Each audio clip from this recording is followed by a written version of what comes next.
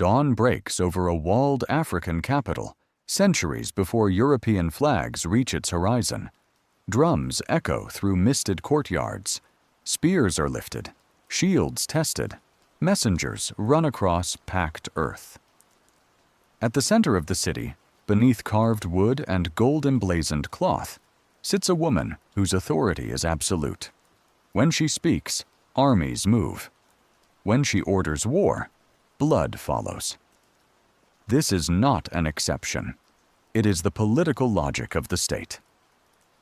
Long before colonial borders hardened the map, power in many African societies rested on lineage, ritual legitimacy, and survival, not imported ideas of gender. Queen mothers, female regents, and ruling queens were embedded into governance as guardians of succession and, when required, commanders of violence. War was not an aberration of their rule. It was often the force that created it. If this unsettles modern expectations, stay with the story. By the end, it becomes clear that these women did not merely inherit power. They wielded it in ways that reshaped regions and alarmed empires that would later try to erase them from memory. Hit subscribe and like the video, not as a pause, but as a promise to follow the story to its end, where the disappearance of these queens from history proves as revealing as their wars. Across West and Central Africa, states evolved under constant pressure. Rivals fought over land, trade routes, captives, and prestige. Drought and succession crises demanded decisive leadership. In matrilineal systems, legitimacy flowed through the mother's line. A queen mother was not simply an advisor, but the keeper of dynastic continuity, empowered to override chiefs and mobilize the state in moments of danger. Violence here was not chaos. It was policy. Armies were raised or maintained, command structures formalized, rituals used to bind soldiers to their ruler. When women ruled, they inherited these systems intact. There was no gentler version of sovereignty. Power meant command over life and death, understood clearly by subjects and enemies alike. European observers later struggled to describe what they saw. Colonial officers wrote with fascination and discomfort about women ordering executions, directing sieges, and presiding over councils of war. Some called them unnatural, others curiosities. Yet their reports reveal the truth they could not deny. These queens were obeyed. Their commands worked. Their states functioned. The visual record begins to assemble itself in fragments. Carved stools and thrones designed for female occupants. Regalia sized not for consorts, but for sovereigns. Court protocols that placed women at the apex of political ritual. Oral histories, passed down and later recorded, describe campaigns launched not in defense of a husband's throne, but in defense of a woman's own reign. Violence was not borrowed authority. It was intrinsic. This environment produced rulers who understood war as governance by other means. Not reckless destruction, but calibrated force. Raids to replenish populations. Sieges to break resistance without annihilating trade partners. Diplomacy conducted at spear point. In this world, a queen who could not command violence would not rule for long. Survival demanded adaptability, ruthlessness when required, and an unflinching understanding of power's cost. The irony is sharp when viewed from the present. These systems did not exclude men. They subordinated gender to function. Male generals served under female sovereigns. Male diplomats carried out negotiations on behalf of queens whose authority they did not question. What mattered was not masculinity or femininity, but legitimacy and effectiveness. A ruler who failed to protect the state, regardless of sex, would be removed. As centuries passed, external forces began to press inward. Portuguese traders and soldiers arrived along the Atlantic coast, bringing firearms, Christianity, and a commercial logic that fed on human capture. Violence escalated. Wars became longer, deadlier, and more entangled with global markets. The same political structures that had allowed women to rule now demanded even greater military acuity from them. This is where the story tightens.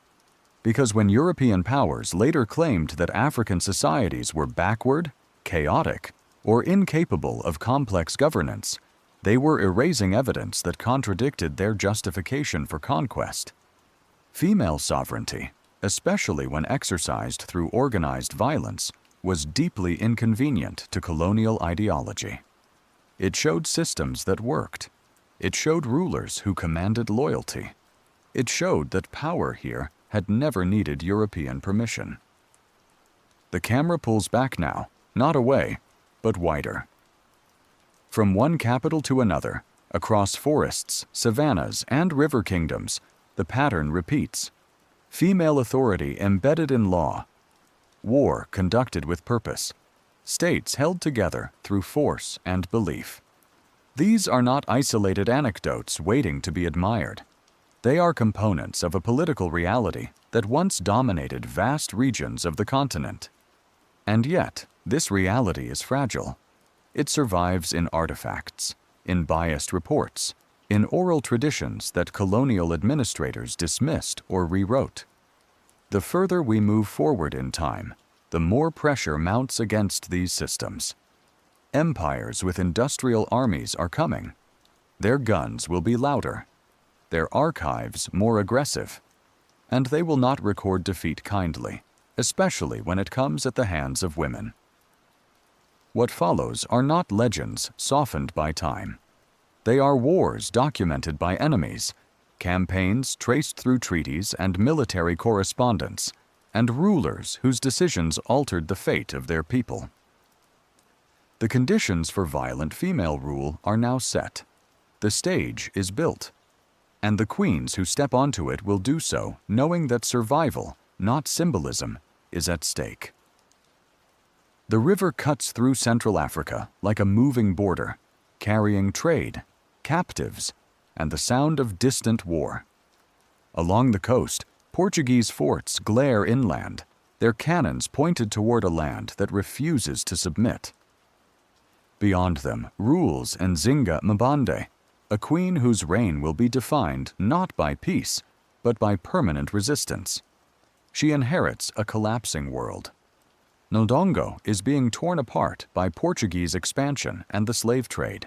Villages burned, people taken, rival rulers installed at gunpoint. Nzinga understands immediately that negotiation alone will not save her state.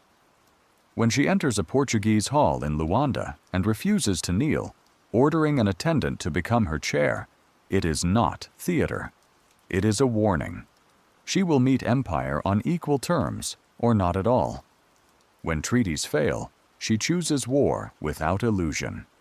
After securing power, she abandons fixed capitals and remakes her kingdom in motion, retreating inland to Matamba and turning mobility into strategy. Forests and rivers become weapons. Her armies strike, disappear, and strike again, denying the Portuguese the decisive battle they crave. Nzinga builds a state designed for survival. She absorbs feared Imbangala warriors, adopts their tactics, and forges a military culture capable of enduring decades of conflict.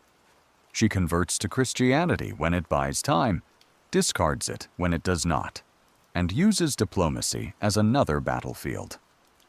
Faith, treaties, and alliances are tools, not identities. European officers write of frustration and fear, of campaigns that drain resources without delivering victory. Nzinga adapts to firearms, secures weapons through trade and capture, and balances guerrilla warfare with growing firepower. While coastal forts change governors, she remains year after year, unbroken. Her war lasts a lifetime. 4 decades of resistance end not in conquest, but in endurance. When Nzinga dies in power, Matamba still stands independent. In an age of expanding empires, she proves that sovereignty can be defended by intelligence, adaptability, and relentless will. A queen did not merely resist empire, she outlasted it. The air over the savannah is heavy with dust and expectation. Drums do not signal celebration here. They regulate discipline.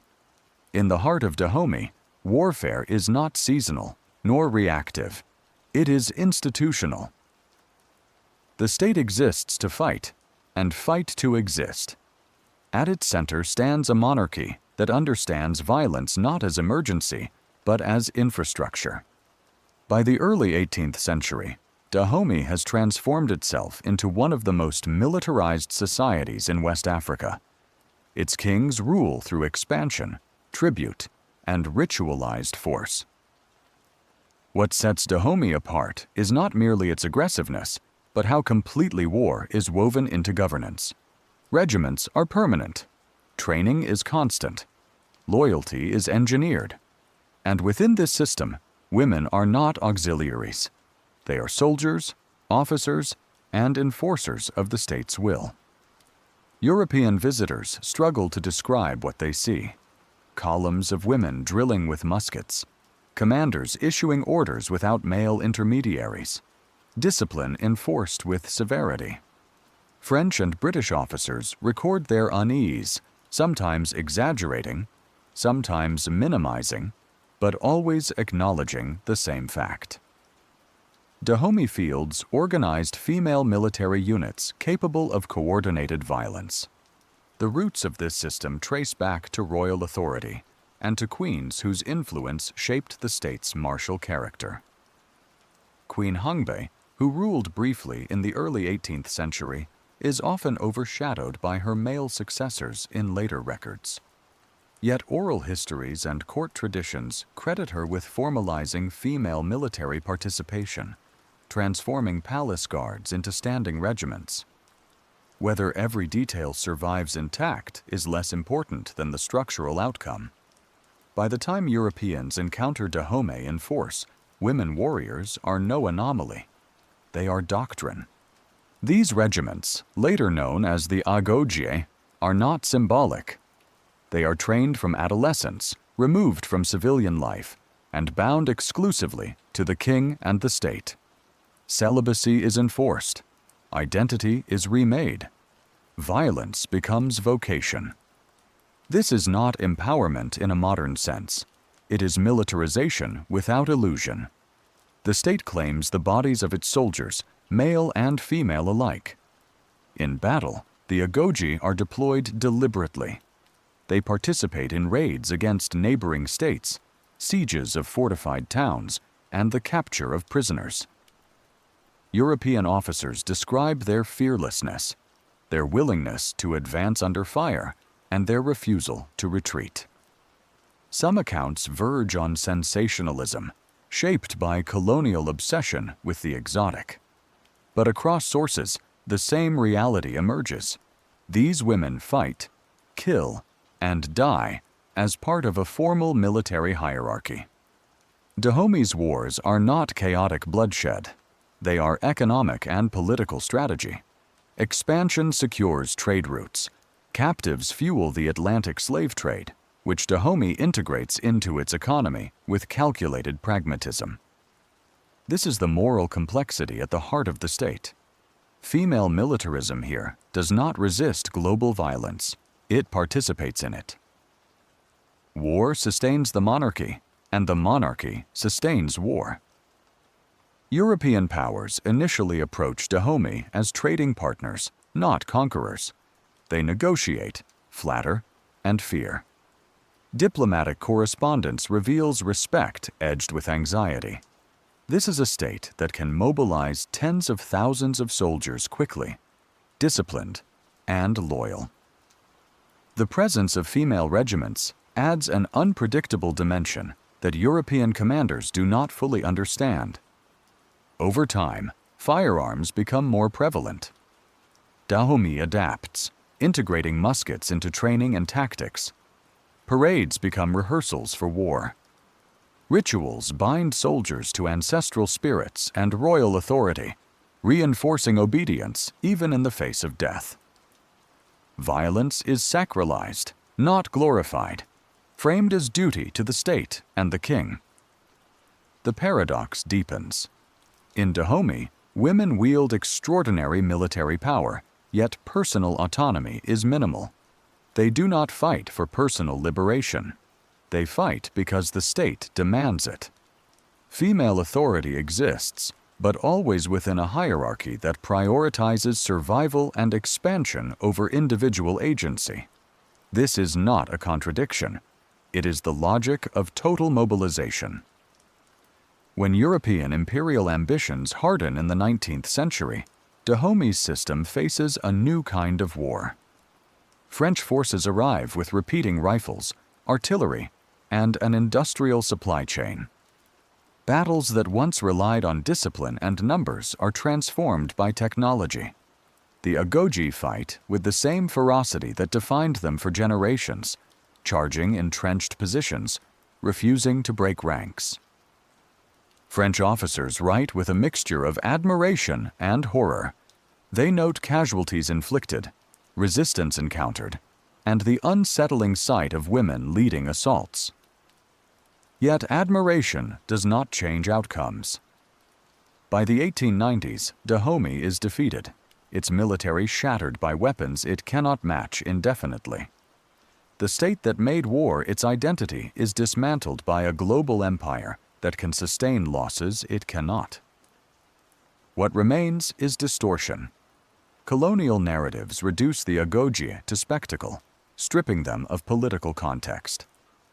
Female warfare is portrayed as barbaric excess rather than institutional policy. Queen Hongbe's influence fades into ambiguity, overshadowed by male rulers and European victors. The system that once normalized female command is reframed as aberration. The camera pulls back from the battlefield to the archive. Journals, sketches, medals, and museum displays freeze these women in moments of violence, detached from the structures that produced them. Yet the truth persists beneath the distortion. Dahomey did not tolerate women in war as novelty. It built a state around them. Here, female militarism is no longer individual brilliance, as with Nzinga. It is doctrine, bureaucracy, and culture. Violence has become systemic, gendered only by assignment, not capability. And in that system lies a warning. When power is organized for war alone, even the most formidable institutions become brittle when the world changes around them. The war that comes at the turn of the 20th century is different from all the ones before it. It arrives with telegraphs, Maxim guns, and administrators who believe conquest can be completed with paperwork once the shooting ends. In the Asante Empire, the British assume the age of African sovereignty is already over. They are wrong, and the mistake will cost them months of humiliation and bloodshed. In 1900, the British governor demands the golden stool, the sacred embodiment of Asante authority. It is not a throne. It is the soul of the nation. The chiefs hesitate, weighing survival against desecration. Then a woman rises and speaks when the men will not. Ya Asantewa, Queen Mother of Ejisu, does not appeal to tradition gently. She shames them into war. If the men will not fight, she says, then the women will. She takes command not symbolically, but operationally. Fortifications are built. Supply lines are cut. British troops retreat into the fort at Kumasi, surrounded by dense forest and a population that knows the land better than any map. For months, the siege holds. Modern rifles do not bring quick victory.